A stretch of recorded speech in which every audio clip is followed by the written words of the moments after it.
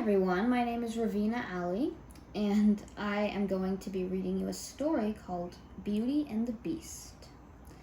Now, I'm totally blind, so I am going to be using Braille.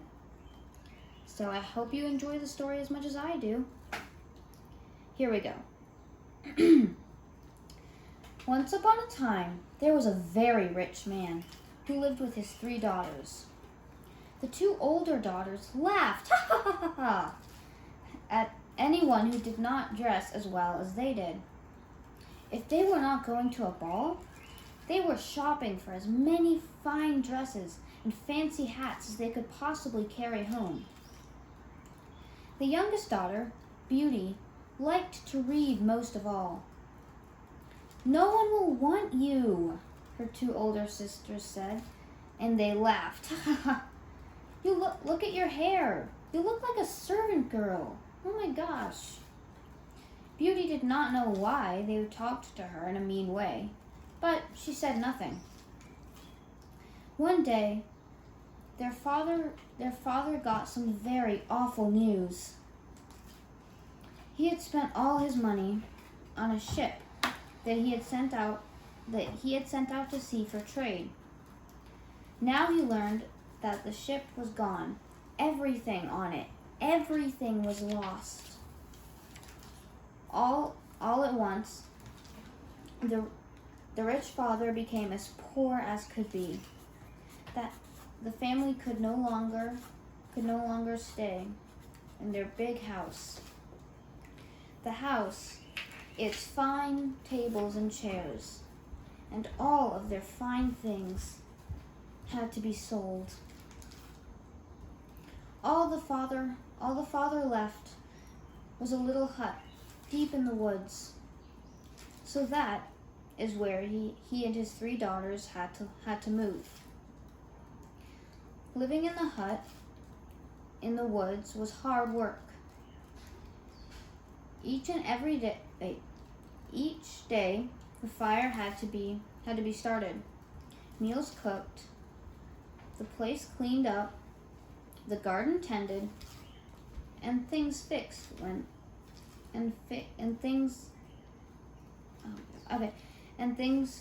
they broke. Now the family was poor, and one would think that the 2 older sisters would help out with the chores. But nope, think again.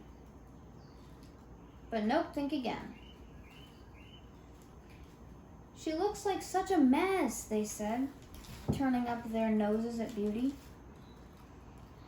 She might as well serve us." And so Beauty did all the hard work. And then, good news! The father's ship came to shore. "Daughters," said the happy father, I am going to town. Tell me what fine gift I can bring back for you." "Bring me the finest dress from the finest shop," said the oldest sister.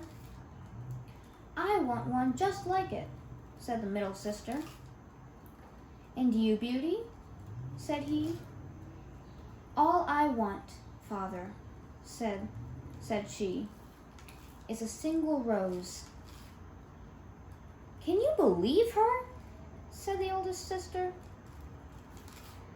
What a fool," said the middle sister. They both laughed and laughed, like it was so funny. "Girls," said the father, "if that is what Beauty wants, that's what I will bring back for her." The father was on his way home when he thought, "Oh no, I forgot all about the rose for Beauty." All at once, the sky turned black. "Oh dear," he said, "a storm is coming."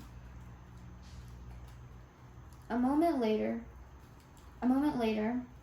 heavy dark rains fell from the sky. Soaking wet and tired, the father saw a blink of light from far away. He went closer to it. He went closer to the light, hoping it meant there was some place he could ask to stay. He could ask to stay the night. When he got up close, he saw a large place with candles in all its windows. It was very old, but the front door was open. And so, with care, the father stepped in. "Hello?" he said. No answer. There before him was a great feast over a long table. "Hello?" he said again. Still no answer. The father sat down in front of the fire to warm himself, and he waited, but still no one came.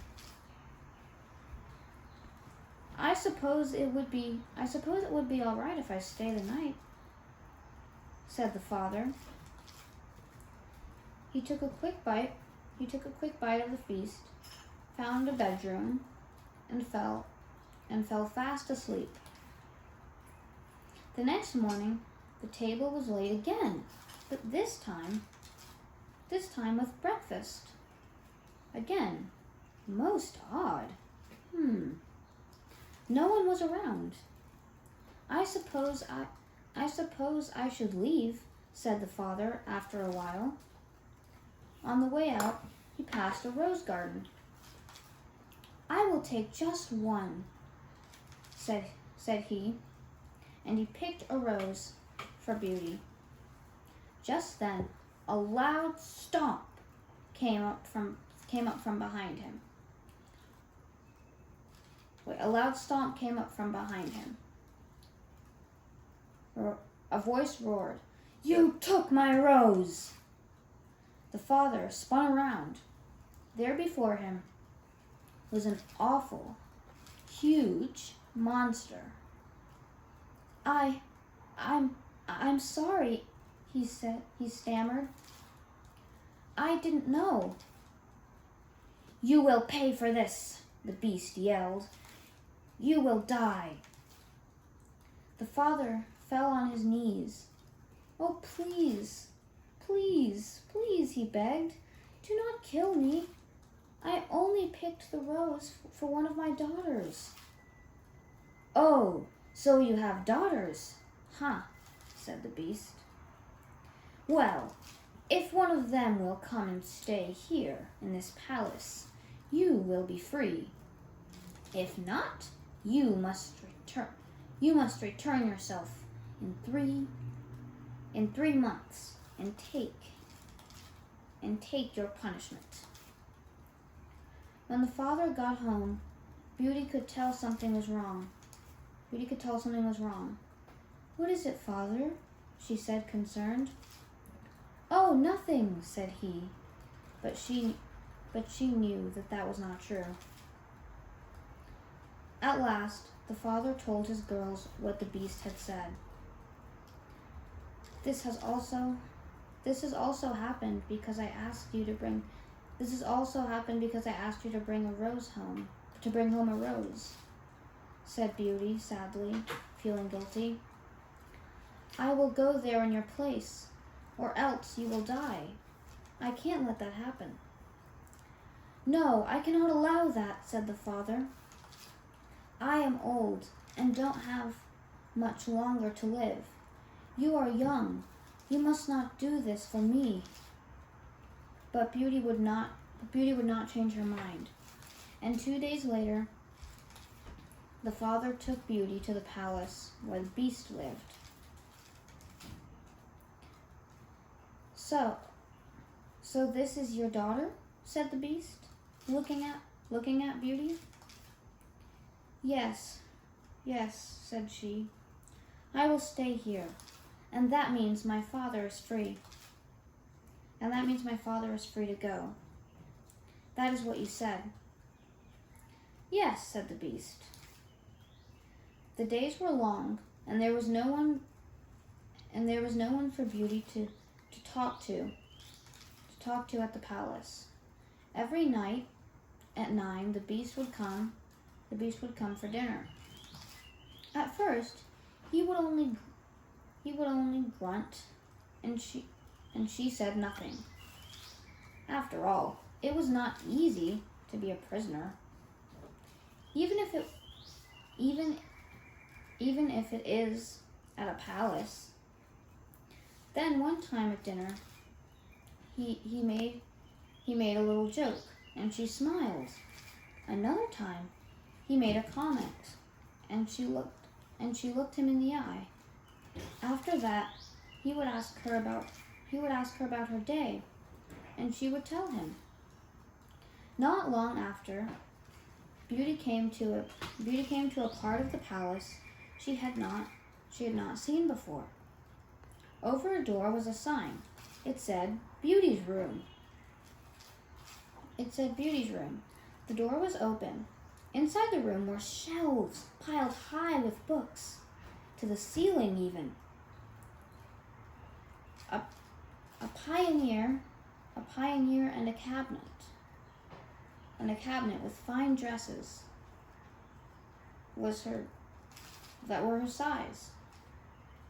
Now there was much to talk about at dinner.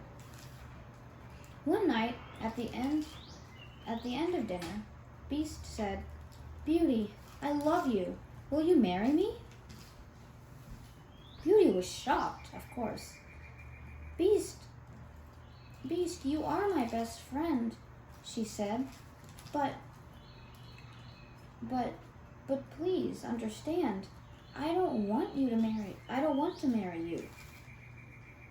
Still, the beast asked her the same question after dinner, time after time, and each time Beauty said the same thing. One night, the beast said, Beauty, if you will not marry me, what can I do to make you happy? If you must know, she said, it would be to see my father. I miss him terribly. I miss him so much. The next night, the beast gave Beauty 2 magical items. A magic mirror and a magic ring.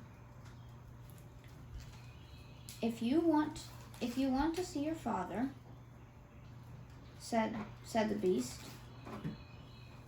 If you want to see your father, said he, ask the magic mirror to show him to you. If you are ready to go back home, turn the ring on your finger 3 times and ask the mirror to take you there. When it's time to come back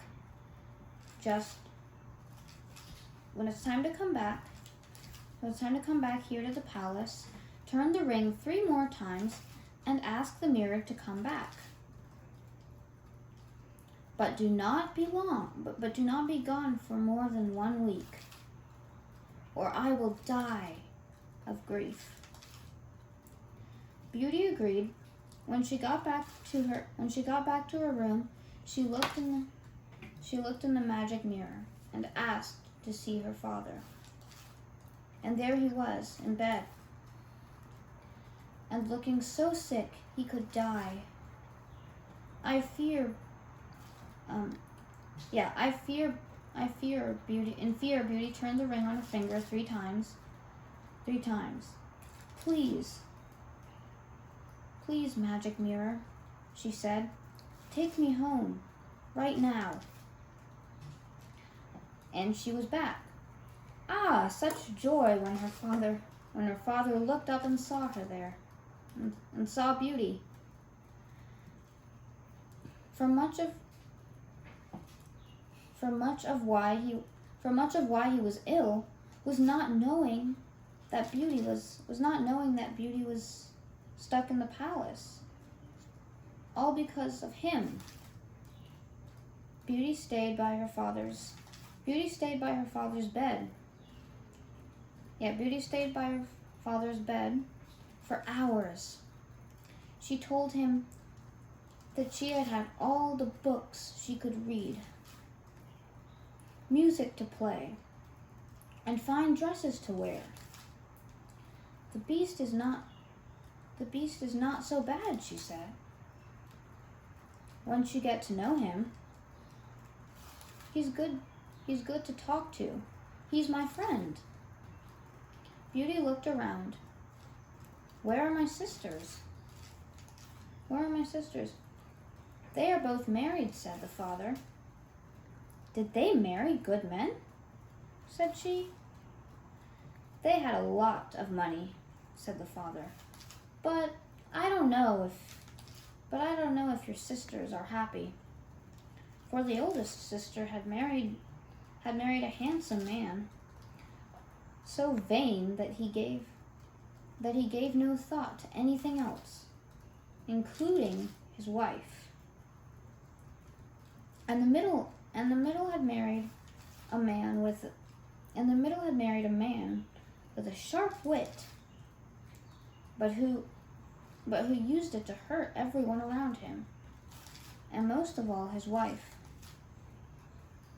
When the sisters came to the house and saw Beauty, dressed so well, and talking about how kind and good the beast was to her, they turned with rage. Beauty told them she could stay no more than 1 week. And the sisters came up with a plan. They petted Beauty and said such nice things they had never said. They had never said before. When she told them that she must go soon, they wept. They said she must not leave. There was still so much left they wanted to do. They wanted to do with her. And why does just a few days matter after all? And why does just a few days matter after all? So Beauty stayed. One night, she had a dream about the beast. In her dream, the beast lay sick and dying. When Beauty woke up, she asked the magic mirror to show her the beast. There he was. There he was in the mirror, lying in the rose garden, looking so sick he would die. At once, she turned the magic ring 3 times.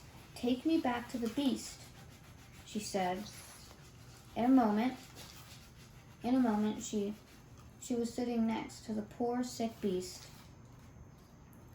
who could only gasp for air. The sisters came up. Wait, what? Why did it come back there? Oh, you've come back, said the beast, in a thick voice. I'm so sorry that I'm late, said Beauty. I could not bear the idea that you may not come back, to me. I am afraid it is too late for me. It is too late for me now. His eyes closed. No, no, cried Beauty. Don't leave me. Then she knew in her heart what was true. I love you, she cried. Please come back. If you only come back, I will be your wife. Tears rolled down her cheeks. Just then, the beast opened his eyes. Beauty, he said. You did it. In a flash, the beast was changed into a handsome prince. Beauty did not know what to think of this change. Ah, Beauty, said the beast, and he told her his story. Years ago, when he was a prince, an evil fairy had put a spell on him. he must stay a beast forever, until a maiden loved him for who he really was. Now, she had broken the spell. And so Beauty and the Beast were married. They lived happily ever after. The end. I hope you guys enjoyed this story.